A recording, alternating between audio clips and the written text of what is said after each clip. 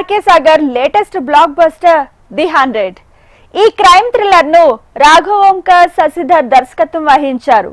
ఈ చిత్రం July 11న theatres లో విడుదలై అన్ని వర్గాల ప్రేక్షకుల్ని ఆకట్టుకుని ఘన విజయం సాధించి సక్సెస్ఫుల్ గా రన్ అవుతోంది.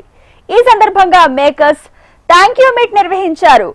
ఆ విశేషాలు మనం ఫిల్మ్ మిత్రులందరికీ నమస్కారం. Thank you so much. అలాగే రివ్యూ రైటర్స్ అందరికీ కూడా థ్యాంక్ యూ సో మచ్ అండి. నిజంగా నేను ముందు నుంచి మోషన్ పోస్టర్ లాంచ్ అప్పటి నుంచి కూడా చెప్తూనే ఉన్నాను, అడుగుతూనే ఉన్నాను కూడా. ఒక మంచి సినిమా వస్తే మీడియా కానీ రివ్యూ రైటర్స్ కానీ ఒక పెద్ద స్థాయి ఇస్తూనే వచ్చారు, అలాగే ప్రేక్షకులు కూడా. సో నిజంగా ఇప్పుడు నాకు అలాంటి స్థాయి కల్పించారు. థ్యాంక్ యూ సో మచ్ అండి. ప్రతి ఒక్కరూ కూడా రివ్యూస్లో చాలా బాగా రాశారు. మీరు ఇచ్చిన ఈ సపోర్ట్ అండ్ ఎంకరేజ్మెంట్తో ఇంకా మంచి కథలతో మీ ముందుకు రావడానికి మాకు ఇంకా ఎంకరేజ్మెంట్ ఉంటుంది, అలా ధైర్యం కూడా ఉంటుంది. So thank you so much అండి.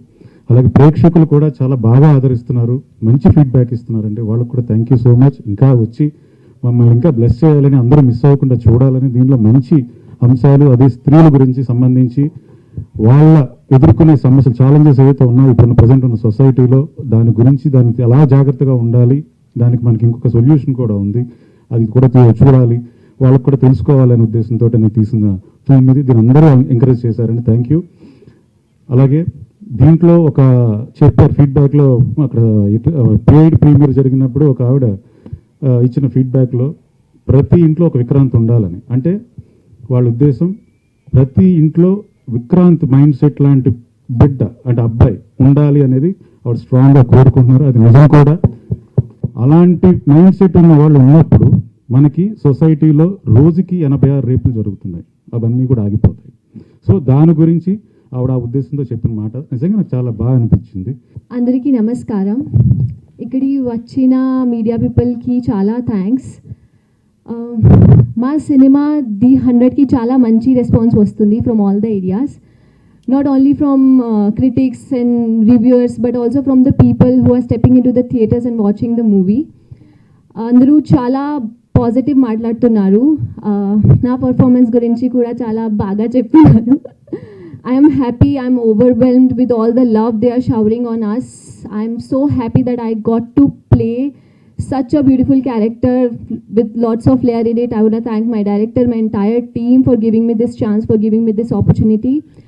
And those who have already watched it, thank you so much. And those who are yet to watch, please go and watch. You will not gonna regret it. You will love it. And thank you so much for showering this much love on us. Thank you.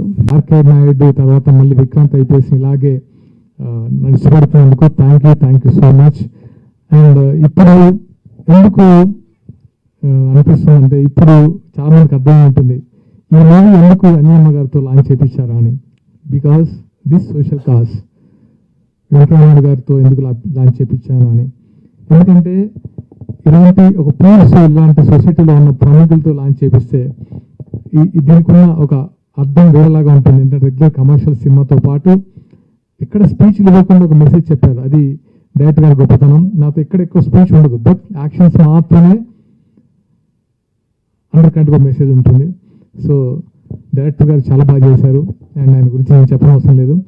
And ఈ మూవీకి మా cooperate చేసిన ప్రతి ఒక్కరికి, ఈ movie trailer release చేసిన పవన్ కళ్యాణ్ గారికి, and premier ఈవెంట్కి వచ్చిన కొమ్మిరెడ్డి వెంకరెడ్డి గారికి, శ్రీధర్ బాబు గారికి, వెంకయ్యనాయుడు గారికి, సజ్జనర్ గారికి, శ్రీధర్ బాబు గారికి, అందరికీ అంటే పేరున, ఎందుకంటే ఇలాంటి మూవీని ఎంకరేజ్ చేసినందుకు థ్యాంక్ యూ సో మచ్.